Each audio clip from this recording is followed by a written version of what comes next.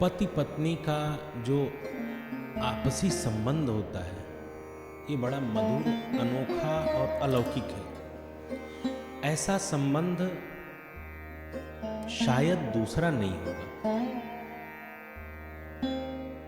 एक बंधन में जीवन के एक पड़ाव तक, एक आयु तक पहुंचने के बाद दोनों एक दूसरे को मिलते हैं और फिर दोनों जिस बंधन में बंधते हैं उसके बाद आपसी प्रेम, आपसी सौहार्द और एक दूसरे के प्रति समर्पण अद्भुत है। पति अपनी पत्नी से और पत्नी अपने पति से उन सारे क्षण को, उन सारी बातों को, उन सारी अनुभूतियों को एक दूसरे से साझा करते हैं जो वो किसी और से नहीं कर सकते। बड़ा अनोखा संबंध है। अच्छा, मैं एक और बात कह दूं कि मैं यह पति पत्नी के संबंध के संदर्भ में जो बात कह रहा हूं, यह बात भारतीय परंपरा के अनुसार कह रहा हूं। वरना तो आजकल तो क्या ही हो रहा है, हम क्या कहें। आप समझदार हैं, आप बहुत सुधी श्रोता हैं, आप सब देख समझ और जान रहे हैं। यह पाश्चात्य सभ्यता का प्रभाव कह लीजिए या जो भी कह लीजिए, इस पर कभी विस्तार से चर्चा करेंगे। हमारे मन में यह बात है तो हम अपने मुद्दे पर, अपने विषय पर लौटें कि पति पत्नी में जो प्रेम है, जो समर्पण है, ये किस स्तर तक, किस हद तक जा सकता है, यह मैया सती के जीवन से समझ सकते हैं। पिछले सोपान तक हमने देखा कि बाबा भोलेनाथ और मैया सती के मध्य सब ठीक नहीं चल रहा है। मैया सती बाबा भोलेनाथ मैया सती को अपने मन में त्याग दिए हैं, लेकिन मैया सती को बताते नहीं हैं। लेकिन मैया सती को यह बात अनुभव में आ जाती है, महसूस कर लेती हैं, समझ जाती हैं और इस समझने के बाद मैया सती भगवान से अपनी मृत्यु मांगती हैं। मैया सती जान रही हैं कि बाबा भोलेनाथ ने उनका त्याग कर दिया है। उसके बाद भी एक अवसर ऐसा आता है जब मैया सती बाबा भोलेनाथ के सम्मान के लिए सबसे मोर्चा संभाल लेती हैं। एक और मैया सती अकेले खड़ी हैं और प्रतिपक्ष में बहुत सामर्थ्यवान ऋषि महर्षि हैं, बहुत सामर्थ्यवान देवता हैं, देवताओं की सेना है, राजे महाराजे हैं, उनकी सेना है, और एक और अकेले मैया सती हैं। क्यों? भगवान शंकर के सम्मान के लिए। यह अवसर क्या था? मैया सती के प्रतिपक्ष में लोग कौन कौन लोग थे, मैया सती ने किसको ललकारा, और इन सब का परिणाम यह हुआ कि मैया सती ने बाबा भोलेनाथ के सम्मान में अपना प्राण त्याग दिया, अपने शरीर को योगाग्नि में जला के भस्म कर दी। तो यह परिस्थिति कैसी थी? कौन सा ऐसा अवसर था जहां बाबा के सम्मान के लिए मैया ने प्राण त्यागा? इन सारे प्रश्नों को हम आज मानस के मोती सोपान के श्रृंखला के 28वें सोपान में हम जानेंगे। तो आइए आरंभ करते हैं। नमस्कार स्वीकार करिए आदित्यनाथ तिवारी का।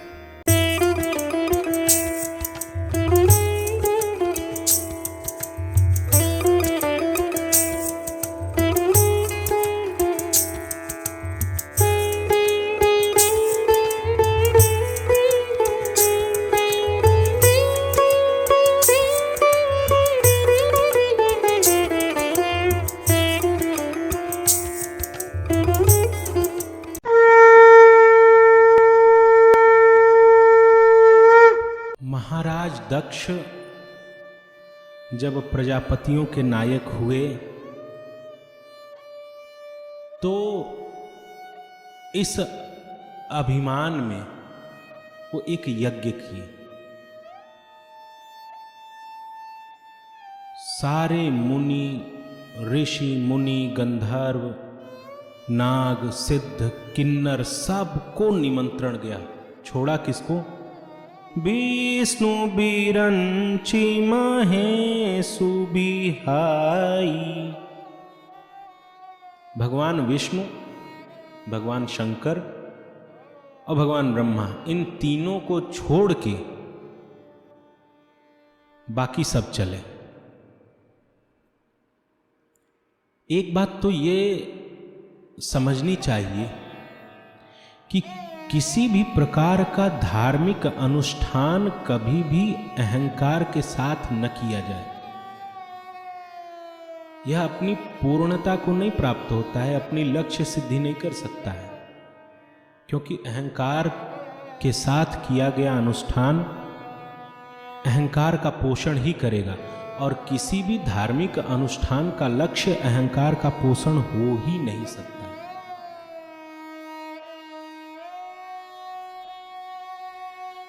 दक्ष प्रजापति भगवान शंकर के ससुर जी, तो इन्होंने भगवान भोलेनाथ को नहीं बुलाया, भगवान विष्णु को नहीं बुलाया और भगवान ब्रह्मा को नहीं बुलाया और यज्ञ करने लगे। तो भगवान शंकर बताते हैं कि ये कहानी है देवी, बहुत पहले की एक कथा है कि एक बार मैं भगवान ब्रह्मा की सभा में बैठा था और यहाँ दक्ष प्रजापति पहुंचे, तो मैं ध्यानस्थ था, मैं ध्यान में था, मैं भगवान के नाम का जप कर रहा था और इनके पहुंचने से मुझे पता ही नहीं चला ये कब पहुंचे। उस समय पूरी सभा खड़ी हो गई, दो लोग नहीं खड़े हुए, एक ब्रह्मा जी और एक मैं। तो ब्रह्मा जी तो दक्ष के पिताजी हैं, तो ब्रह्मा जी को दक्ष ने कुछ नहीं कहा और मुझे अपना दामाद कहा और बहुत भला बुरा कहा उस सभा में कि ये पागल है, नशेड़ी है, जिसके रहने का कोई घर नहीं है, खाने को भोजन नहीं है, आदि आदि अनेक अपशब्द कहे।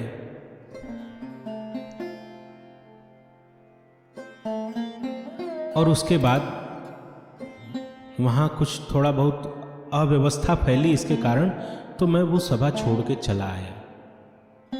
हमने जानबूझ के दक्ष प्रजापति का अपमान नहीं किया था और दक्ष प्रजापति ने मुझे इतने अपशब्द कहे इसका भी मुझे दुख नहीं है, किंतु दक्ष प्रजापति के मन में इस बात का अभी तक रोष है कि हमने उनका अपमान किया, इसीलिए हमारे अपमान करने के लिए दक्ष प्रजापति ने इस यज्ञ का आयोजन किया है कि सबको बुलाएंगे और मुझे न बुला के यह यज्ञ पूरा करेंगे।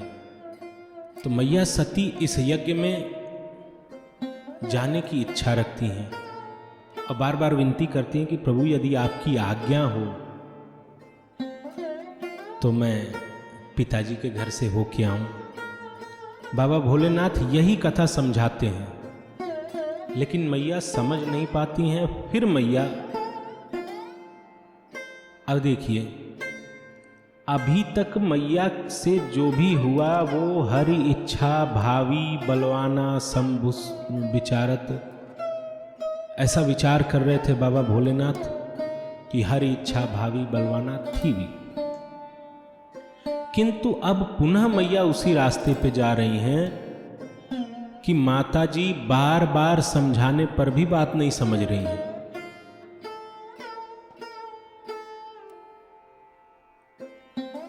बाबा भोलेनाथ जब अनेक प्रकार से समझा लिए, मैया नहीं समझी, तो अपने मुख्य गणों को मैया के साथ लगा देते हैं कि जाइए होके आइए।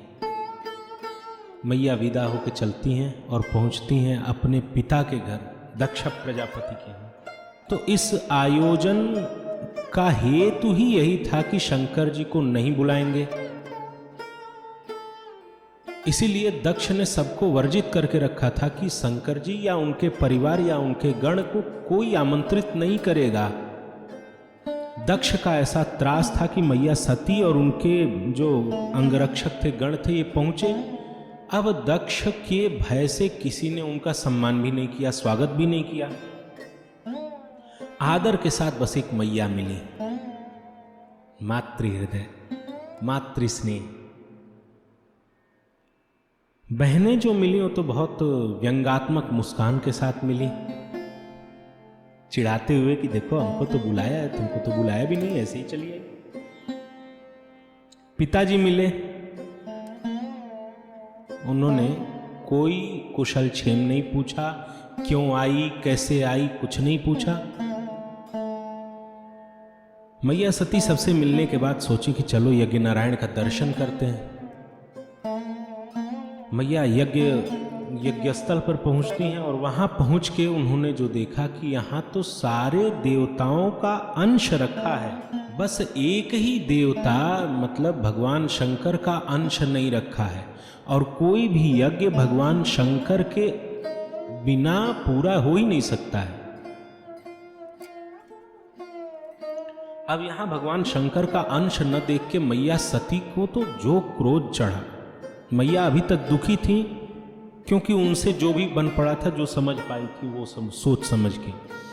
अब मैया सती ये देखती हैं कि हमारे आंखों के सामने हमारे पिताजी के द्वारा हमारे पति का अपमान किया जा रहा है। यहां एक नीति है कि अपमान यदि अन्य जगह हो तो चलेगा, लेकिन याज्ञवल्क्य जी कहते हैं कि यद्यपि जग दारुण दुख नाना, सबते कठिन जाति अवमाना। ऐसे तो जग में अनेक दुख हैं, लेकिन अपने लोगों के बीच में अपमानित होना ये सबसे कठिन दुख है। ये सोच के मैया सती का तो क्रोध एकदम अपने शीर्ष पर पहुंच गया। मैया सती की माता जी ने बहुत प्रकार से समझाया, लेकिन मैया सती क्रोध करते हुए वही मोर्चा संभाल लेती हैं और उस यज्ञ कुंड के पास ही सबको एक लाइन से सबको फटकार लगाती हैं। सुनहु सभासद सकल मुनिंदा, कही सुनी जिन शंकर निंदा। सो फल तुरत लहब सब काहू, भली भांति पछिताब पिताहू। सारे सभासद, सारे मुनि, जितने लोग यहां उपस्थित हैं, और शंकर जी का भाग यहां नहीं है, इसका अर्थ सबने उनकी निंदा की है। तो जिनने कही है दोषी वो भी हैं, और जिनने सुनी है दोषी वो भी हैं। सुनी वाले क्यों दोषी हैं? क्योंकि यह नीति है कि संत शंभु श्रीपति अपबादा, सुनिय जहां तहां असमरि जादा। काटियता सुजी भी जो बसाई, श्रवण मुदिनत चलिय पराई। यह नीति है कि यदि संत भगवान श्रीहरि और भगवान भोलेनाथ की कोई निंदा कर रहा है तो उसकी जीभ काट लीजिए। अगर आप ऐसा नहीं कर सकते तो कान पे हाथ रख के दूर होइए, उस जगह पर मत रुकिए। तो इस नीति के अनुसार यहां सब बैठे हैं, इसका मतलब यहां से कान पर हाथ रख के कोई दूर नहीं गया, और ये सारा दृश्य देख रहे हैं, इसका मतलब इनने सबने समर्थन किया, किसी ने इसका विरोध नहीं किया। तो दोषी कहने वाले भी और दोषी सुनने वाले भी। और पिताजी, आपके आयोजकत्व में यह यज्ञ हो रहा है और आप ऐसा कर रहे हैं, बहुत भली भांति आप पछताएंगे इसको लेके। सबको एक लाइन से मैया डांटती है, डपटती है। मैया आगे बोलती हैं कि जगदात्मा महेश पुरारी, जगत जनक सबके हितकारी। पिता मंदमति निंदक तेहि, दक्ष शुक्र संभव यह देहि। तजिहउ तुरत देहते हेतु, उरधरि चंद्र मौलि वृष केतु। मैया पिताजी के सामने होकर कहती हैं कि पिताजी, भगवान भोलेनाथ तो जगत की आत्मा है, वो इस जगत के और इस जगत के जनक के सबका हित करने वाले हैं, और आप ऐसे मंदमती हैं, उनकी आप निंदा कर रहे हैं। आपके शुक्र से इस शरीर का निर्माण हुआ है, इसलिए मैं इस शरीर का त्याग करती हूं। मैया का क्रोध ऐसा चला और मैया के अंगूठे से, पैर के अंगूठे से योगाग्नि प्रकट हुई और उसी यज्ञ स्थल पे मैया ने अपने उस शरीर को त्याग दिया, उसी योगाग्नि में। यज्ञ में तो हाहाकार मचा, जो उनके अंग रक्षक आए थे साथ में, बाबा भोलेनाथ के गण थे, वो लगे यज्ञ को तहस नहस करने। यज्ञाचार्य भृगु महाराज, उन्होंने यज्ञ की रक्षा की, इन गणों को मार के भगाया। आइए भाग के बाबा भोलेनाथ के पास पहुंचे, जो पहले ही बैठे थे कैलाश पर। बाबा भोलेनाथ जब यह समाचार पाते हैं कि सती जी का शरीर छोड़ना हुआ क्रोध के कारण, तो बाबा भोलेनाथ का क्रोध आता है इसलिए नहीं कि वहां हमको यज्ञ में भाग नहीं मिला, बल्कि इसलिए कि हमारी स्त्री, यानी जो हमारी भक्त थी, उसका ऐसा अपमान हुआ। बाबा भोलेनाथ का ऐसा क्रोध चढ़ा, और उनके क्रोध से जिनका जन्म हुआ, ऐसे वीरभद्र भगवान चले। बाबा भोलेनाथ ने कहा कि सबको विधिवत दंड देना, छोड़ना किसी को नहीं, चाहे कोई भी हो, जो भी वहां उपस्थित था, इसके जो जो लोग साक्षी बने, उन सबको विधिवत दंड देना। अब वीरभद्र जी आते हैं और सबकी बड़ी बड़ी पिटाई करते हैं। इंद्र आते हैं ऐरावत पर बैठ के यज्ञ रक्षा के लिए, ऐरावत सहित इंद्र को उठा के फेंक देते हैं। जितने ऋषि मुनि रहते हैं वो सब भी मार खाते हैं, पीटे जाते हैं, भागते हैं। दक्ष प्रजापति अपनी सेना के साथ आते हैं, तो दक्ष का गर्दन काट के और पूरा मुख जो है वो यज्ञ कुंड में डाल देते हैं, इस प्रचंड क्रोध में। फिर बाबा भोलेनाथ को बुलाया जाता है, और आगे की कथा आप लोग जानते ही हैं। यहां से मैया सती ने शरीर को छोड़ा, और शरीर को छोड़ते समय एक बात मैया के मन में थी, और उन्होंने भगवान श्री हरि से कहा कि सती मरत हरि सन बरु मांगा। क्या? कि जन्म जन्म शिव पद अनुरागा।